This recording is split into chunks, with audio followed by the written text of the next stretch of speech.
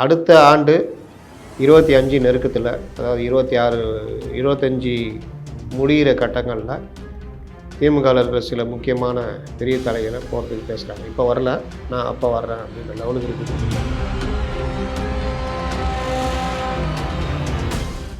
என்ன சொன்னாங்க, கைப்பிடித்து வழி நடத்தி போங்கன்றாங்க. ரஜினிகாந்த் கொளுத்தி போட்டு போகிறாரு. மூத்தவர்கள் வந்து சீனியர்கள்லாம் தொல்லை பிடிச்சோன்ற மாதிரி. அப்போ இளையவர்லாம் வருவோன்னா நீ ஃபுல்லாகவே இன்றைக்கி இளையவர் கையில் கட்சி போகுது. அது ஒன்றும் அது அவங்களுடைய கட்சி. எத்தனை சிட்டிசன்ஸ் போய் எடுக்கிறாங்க, போலீஸை மீறி, போலீஸ் பாதுகாப்பை மீறி போய் அள்ளிட்டு போகிறாங்க. போலீஸ் தடுத்தா கூட தட்டி விட்டு போகிறாங்க. ஒருத்தர் ஒரு ஃபுல் பாட்டில் வச்சுக்கிட்டு அவ்வளோ தன் உரிமைக்காக அவ்வளோ சண்டை போட்டு.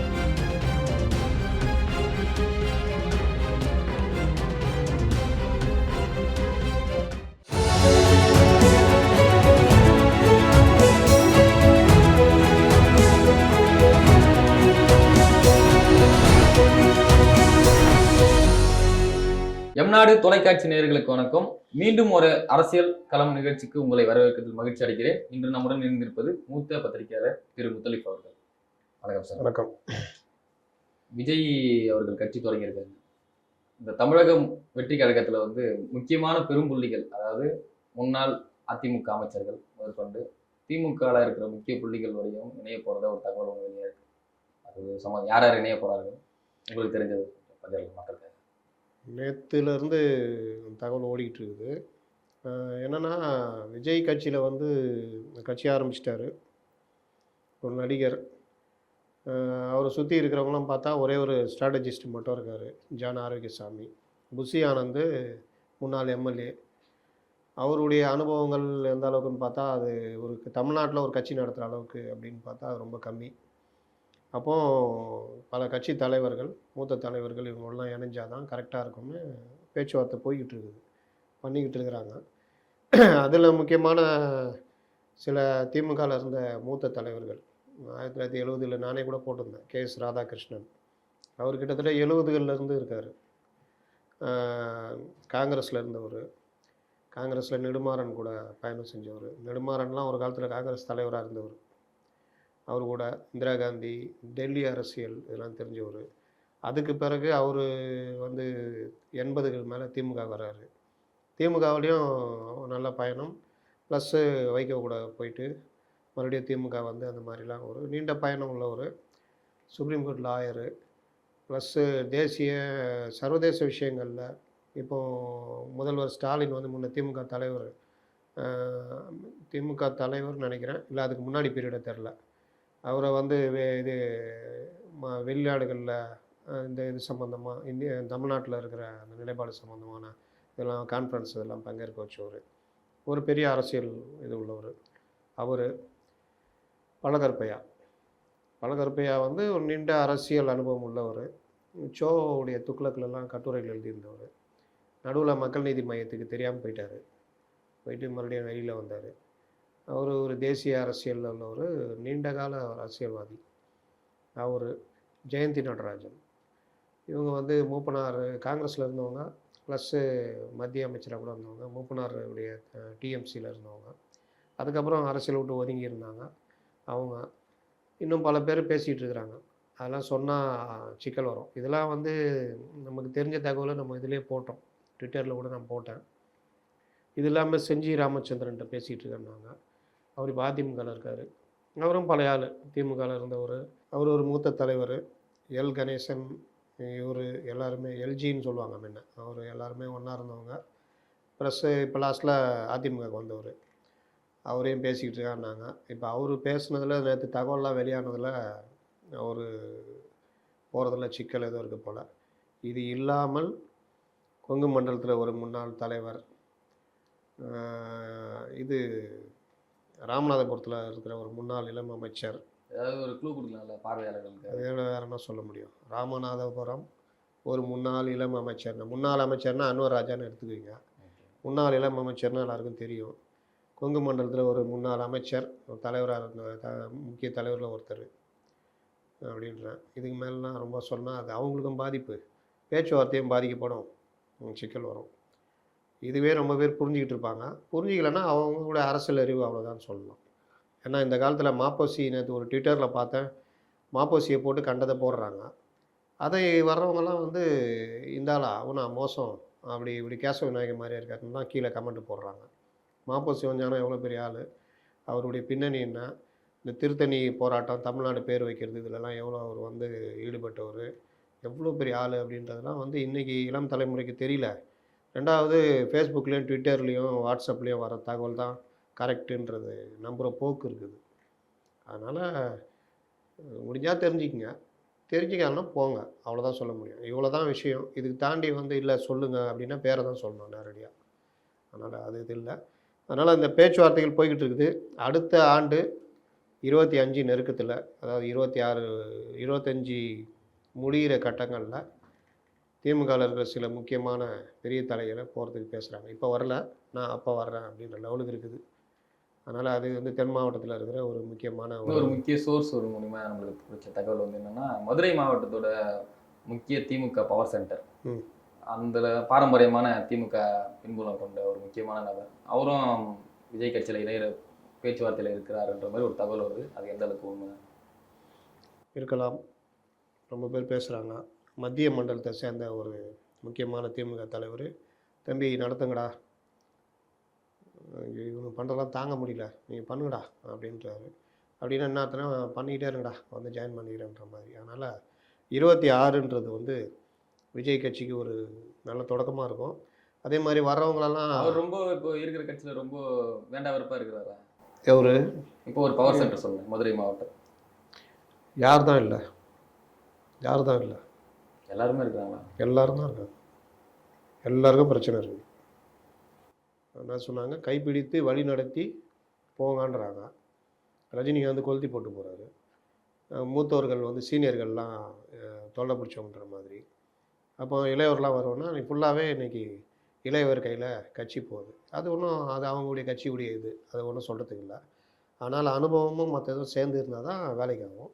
நீங்க பாட்டுல எல்லாரையும் ஓரம் கட்டுற வேலை பண்ணா, எல்லாரும் கடுப்பா இருக்குது. இன்னொரு விஷயம், எந்தவித அதிகாரமும் எந்த அமைச்சருக்கும் இல்ல அப்படின்ற ஒரு இதுவும் ஓடிக்கிட்டு இருக்குது. அதனால யாரும் வந்து சந்தோஷமா இருக்கிற மாரி தெரியல. அதோடைய வெளிப்பாடு வந்து ஆட்சி இருக்கும்போது தெரியாது. ஆட்சி இருக்கும்போது ஆல் இஸ் வெல் தான். ஏன்னா எப்போவாவது நம்ம நிலைமை மாறும். எதுக்கு பகச்சிக்கணும்னு. ஆட்சி போயிடுச்சுன்னா, அப்ப தான் தெரியும். ஏன்னா இந்த மாரி நிலைமைலாம் எம்ஜிஆருக்கு நடந்திருக்குது, கருணாநிதிக்கு நடந்திருக்கு, ஜெயலலிதாவுக்கு நடந்திருக்குது. ஆட்சி இருக்கிற வரைக்கும் சூப்பர்ன்னு பேசியிருந்தவங்க, ஆட்சி அப்படி கவுந்த உடனே விட்டு ஓடுன கதையெல்லாம் பார்த்துருக்கோம்.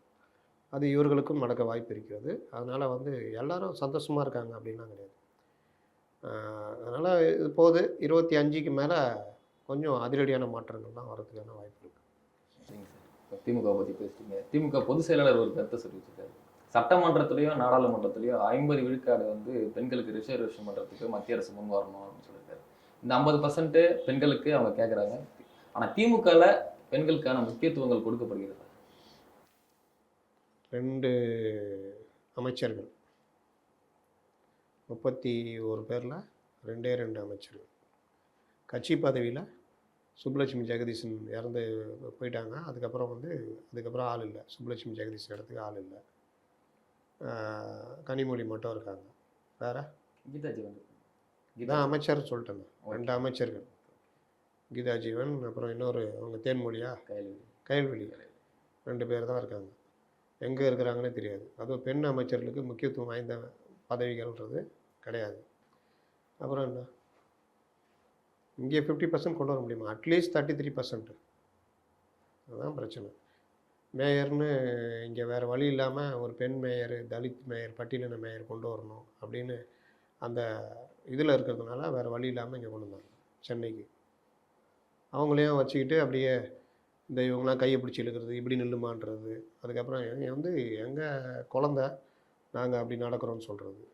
உங்கள் குழந்தையே இருந்தாலும் கலைஞரே சொல்லியிருக்காருல்ல, அவர் என் பையனாக இருந்தாலும் எனக்கு தகப்பன் அப்படின்னு ஸ்டாலின் மேயர் வந்தப்போ சொன்னார். மரியாதைக்குரிய மேயர், அவர் என் மகனாக இருந்தாலும் மரியாதைக்குரிய மேயர் அப்படின்னு.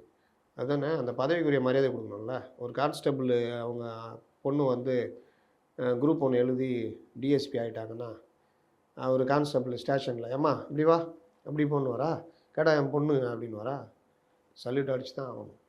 அந்த பதவிக்குரிய இதை கொடுக்கணும். அது கூட இல்லையே இங்கே. விமர்சனத்துக்குள்ளாச்சா இல்லையா? அந்த சமூக வலைதளங்கள்லாம் வந்துச்சா இல்லையா? அதனால் இதுதான், இது எல்லாமே டெம்ப்ளேட்டு. இவங்க சொல்லுவாங்க, செய்ய மாட்டாங்க. ஆனால் சொல்லுவாங்க, நாங்கள் அப்படி பண்ணோம் இப்படி பண்ணுவாங்க. காவிரி நீருக்கு சண்டை போடுறேன்னுவாங்க. அந்த அமைச்சர் இங்கே வந்து ஜாலியாக இங்கேயே பேட்டி கொடுத்துட்டு போவார்.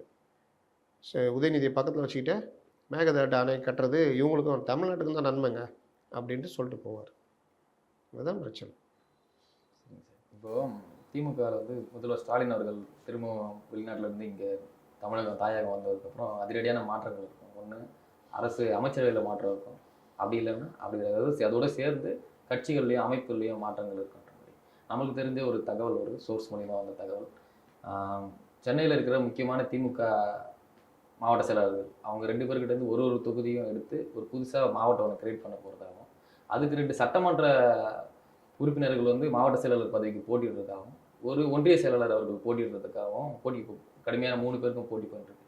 அந்த ஒன்றிய செயலருக்கு திமுகவில் டாப் 3 இருக்கிற ஒரு நபர், தலைவர், பொதுச் செயலாளர், பொருளாளர், அவர்களில் ஒருத்தர் ஒன்றிய செயலாளருக்கு மிகுந்த ஆதரவு கொடுக்குற மாதிரியும், எப்படியாவது நான் உங்களுக்கு எடுத்துன்னு வந்துடுவோம் மாவட்ட செயலாளர் சொல்லியிருக்காரு. சாத்தியமா? தலைவரோட ஆதரவு இல்லாமல் அதை பண்ண முடியுமா? இல்லை தலைவர்கிட்ட பேசி அதை பண்ண முடியுமா? திமுகவில் வந்து நீங்கள் சொல்கிறதெல்லாம் நடந்துட்டு தான் இருக்குது. மாவட்டங்களை பிரிக்கிறாங்க, சில மாவட்ட செயலாளர் பதவி போகுது, 2 அமைச்சர்கள் பதவி போகுது, 2 அமைச்சர்கள் புதுசாக வரப்போகிறாங்க. இது எல்லாம் போகிறதுக்கு முன்னாடியே பண்ணுறதா இருந்தது. அதுக்கப்புறம் என்னன்னு தெரில, பண்ணலை. போயிட்டு வந்து பண்ண போகிறாரு. அதில் முக்கியமாக நேற்று அந்த மேடைகளில் பேசி சிக்கின அமைச்சர் அவர் பதவி போகும். இன்னொரு அமைச்சர் அவரும் ஒரு மாதிரி பேசி திரிகிறாருன்றாங்க. அவர் கொடுத்த துறையில் ஏற்கனவே இருந்தவர் சரியாக செயல்படல தான் இவரை மாற்றினாங்க. இவர் அதை விட அதில் பாதாளத்துக்கு கொண்டு போயிட்டார். அதனால் அவருக்கு பதவி போகுன்றாங்க. இந்த மாற்றங்கள்லாம் நடக்கும். இப்போவே கிட்டத்தட்ட உதயநிதி ஸ்டாலின் கிட்டத்தட்ட முதல்வர் ரேஞ்சுக்கு அவருக்கு அந்த மரியாதைகள், அந்த அணிவகுப்புகள், திட்டங்களை தொடங்கி வைக்கிறதெல்லாம் பார்க்குறோம். அதனால் துணை முதல்வர்ன்றது அப்படியே கொண்டு வந்துடுவாங்க.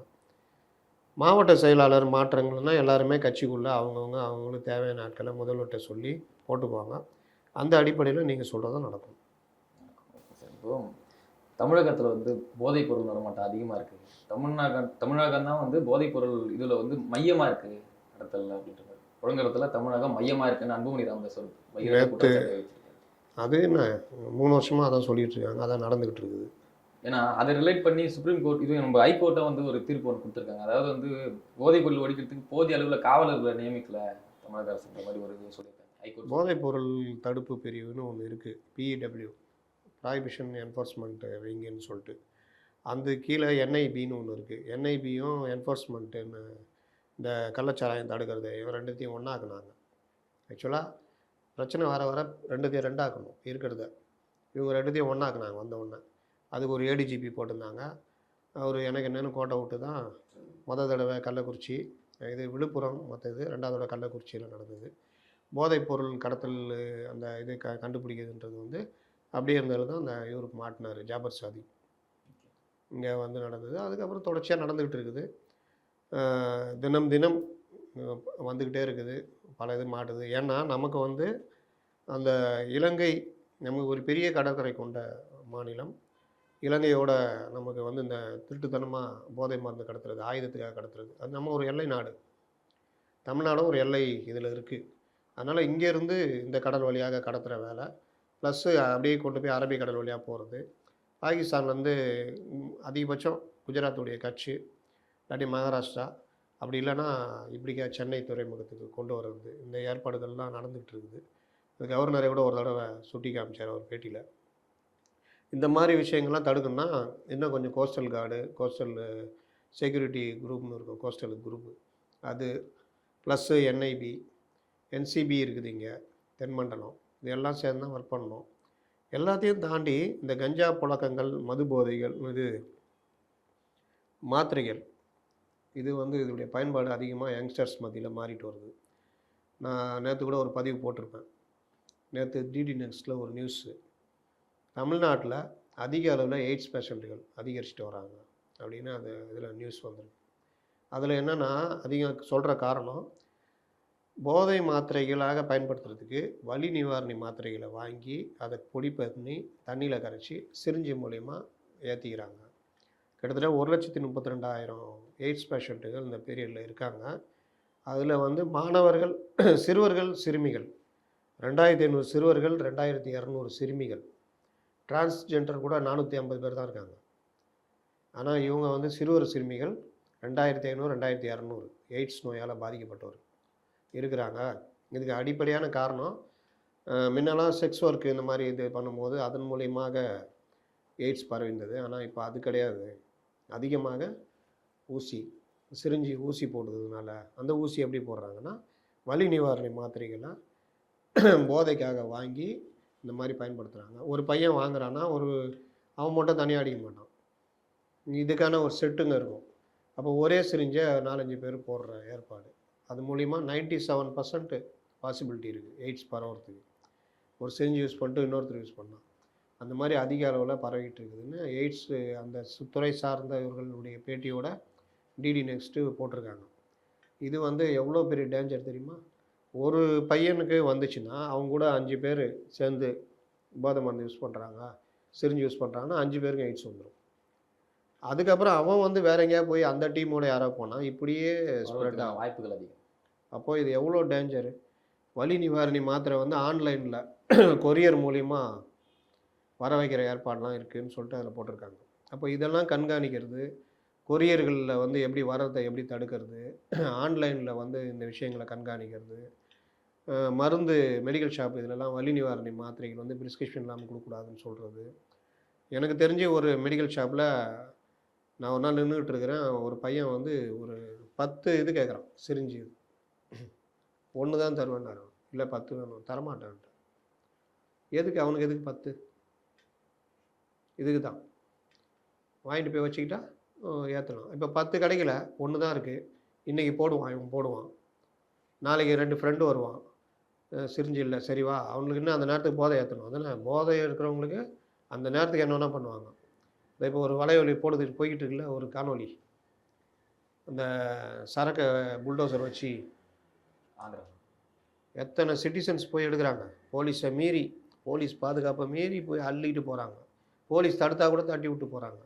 ஒருத்தர் ஒரு ஃபுல் பாட்டில் வச்சுட்டு அவ்வளோ தன் உரிமைக்காக அவ்வளோ சண்டை. போதைப் பொருளுக்கு எதிராக அரசாங்கங்கள் விழிப்புணர்வு ஏற்படுத்துறது தவறுச்சுன்னு இல்லை குறைவாக விழிப்புணர்வு ஏற்படுத்துறது? விழிப்புணர்வு இருக்குது, குறைவாக இருக்குது.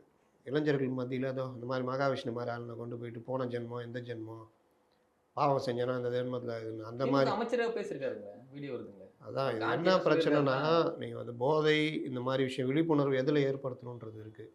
மாணவர்களுக்கு வந்து நீங்கள் எதை சொல்லித்தர போகிறீங்க?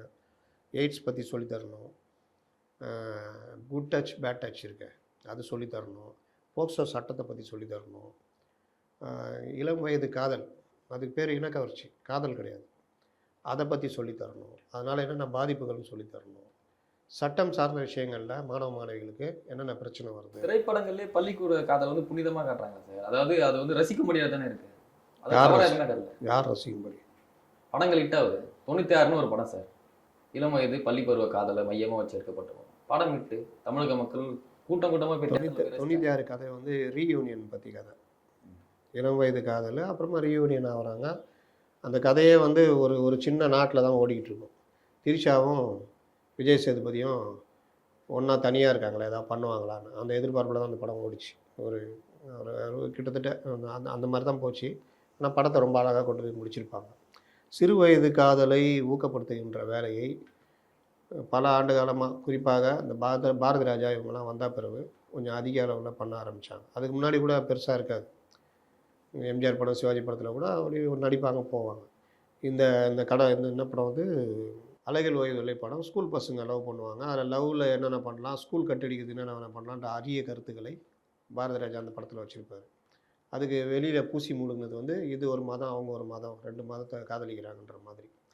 ஆக்சுவலாக அதெல்லாம் வந்து கவர்ச்சின்னு சொல்லுவாங்கள்ல, கவர்ச்சி ரீதியாக, அதாவது காதல் கிடையாது. காதல்ன்றது வேறு, இது இனக்கவர்ச்சி. ஒரு மாற்று பால் மேலே இருக்கிற ஈர்ப்பு, அதை காதல்னு இப்படியே ஒவ்வொரு படத்துலையும் கொஞ்சம் கொஞ்சமாக அப்படிலாம் பண்ணாங்க. அதனுடைய விளைவுகள் தான் பல இதில் வந்து அனுபவிக்கிறோம். இன்னொன்று, திரைப்படனாலே காதல் இல்லாமல் இருக்கக்கூடாது அப்படின்ற ஒரையும் உருவாக்குனாங்க. அதை ரசிக்கிறாங்க, வீட்டில் எல்லாம் சேர்ந்து உட்காந்து ரசிப்பாங்க, தான் வீட்டில் நடந்தால் கோச்சிக்குவாங்க. அது ஒரு பார்ட்டு.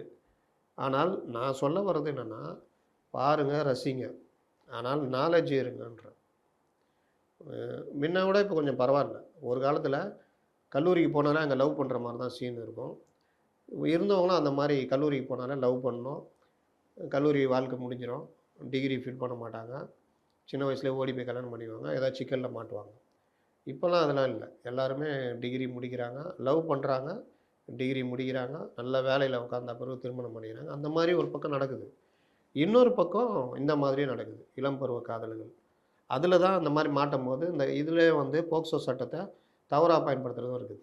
எப்படின்னா, ஒரு 18, 19 வயசு பையன் இருப்பான், ஒரு +1 படிக்கிற பொண்ணை லவ் பண்ணுவான். உண்மையிலே அவங்களுக்கு வேறு நோக்கம் கிடையாது, லவ் பண்ணுறாங்க அவ்வளோதான். அதை வந்து ஒன்று இஷ்டப்பட்டா கட்டி வைக்கலாம் 18 வயசுக்கு மேலே, இல்லையா அவங்கள புத்தி சொல்லி நீங்கள் பாருங்கள் இதெல்லாம் ஒத்து வராதுன்னு. ஆனால் அவங்கள பிடிச்சி போக்சோவில் பிடிச்சி கொடுக்குறது அந்த பையனை. ஏன்னா அந்த பொண்ணு வந்து மைனர் அப்படின்னு. அதுக்கு தான் ஒரு தீர்ப்புலாம் வந்துச்சு போக்சோவில். அது மாதிரிலாம் அது ஒரு பார்ட்டு, அதை விட்டுருங்க. நான் சொல்ல அது நம்ம டைவர்ட் ஆகிறோம். என்ன விஷயம்னா, குழந்தைகளுக்கு ஸ்கூலில் இதெல்லாம் சொல்லித்தரணும், போதைக்கு எதிரான விஷயங்கள் இது எல்லாமே. அதெல்லாம் கிடையாது. அதனுடைய விளைவு தான் வந்து ஸ்கூல் பக்கத்துலேயே கஞ்சா சாக்லேட் கிடைக்கிறது. கஞ்சாவுக்கு ஒரு பையன் அடிமையானான்னா, பொதுவாகவே இளம் பருவத்தில் சிகரெட்டு குடித்தா ஒரு ஆண்தனம். சிகரெட்டு குடித்தோன்னா நம்ம வந்து ஒரு இது அந்த புதுசாக சிகரெட்டு குடிக்கிறோன்னா பாருங்கள், அந்த சிகரெட்டை அப்படி பார்ப்பான், அப்படி தட்டுவான், அப்படி பண்ணுவான். உலகத்துலேயே அவன் யாருமே அவனுக்கு வந்து கிரீடம் கொடுத்த மாதிரி வச்சுக்கிட்டு குடிச்சிட்டு இருப்பானுங்க. ரொம்ப நாள் சிகரெட் குடித்தவன் பார்த்தா சாதாரணமாக குடிச்சு தூக்கி போட்டு போயிட்டே இருப்பான். புதுசாக குடிக்கிறவன் தான் அதை ரசிச்சுக்கிட்டு அப்படி தட்டிக்கிட்டு அதனால் எல்லாம் பண்ணுவாங்க. இப்போ அந்த பழக்கம் வந்து அந்த மாதிரி சிகரெட்டுன்றது அடுத்து கஞ்சா. ஒரு 4 பேரில் ஒருத்தன் இருந்தானா அவன் கஞ்சா அடிக்கிறான்னு சும்மா இழுத்து பார்ப்போன்னு. இன்னொன்று, ஒரு பொருள் கிடைக்காத வரைக்கும் தான் யாரும் யூஸ் பண்ண முடியாது. ஈஸியாக கிடைக்குதுன்னா எல்லாம் அதுக்கு அடிமையாவாங்க. அப்போ அதை பற்றி விழிப்புணர்வு இருந்தால் கஞ்சா அடித்தா என்ன ஆகும், மனநலம் பாதிக்கிற வரைக்கும் போகும், பெரிய பெரிய பிரச்சனைகள் வரும்னு. ஆனால் இங்கே எல்லாத்தையுமே கஞ்சா விற்கிறது சினிமா எடுக்கிறாங்க. ஹீரோ கஞ்சா விற்கிறாரு, ஹீரோ கஞ்சா குடிக்கிறாரு. அப்போ இந்த மாதிரிலாம் எடுத்து ஹீரோ கஞ்சா கடத்துறாரு, கொக்கைன் கடத்துறாரு. இப்படிலாம் பார்க்கும்போது நம்ம ஹீரோவே பண்ணுறாரு அப்படின்ற ஒரு இதுவும் இது எல்லாமே வந்து நீங்கள் விழிப்புணர்வு மூலிமா தான் மாற்ற முடியும். பல கேள்விகளுக்கு நிதானமாகவும் பொறுமையாகவும் நல்ல பதில்கள் கொடுத்தோம். நன்றி. வேறொரு நிகழ்ச்சி சந்திப்போம். பாதகம் செய்பவரை கண்டால் நாம் பயங்கொள்ளலாகாது பாப்பா, மோதி மிதித்து விடு பாப்பா, அவர் முகத்தில் உமிழ்ந்து விடு பாப்பா. அண்மை செய்திகளை உடனுக்குடன் தெரிந்து கொள்ள இணைந்திருங்கள் இயம்நாடு தொலைக்காட்சியுடன்.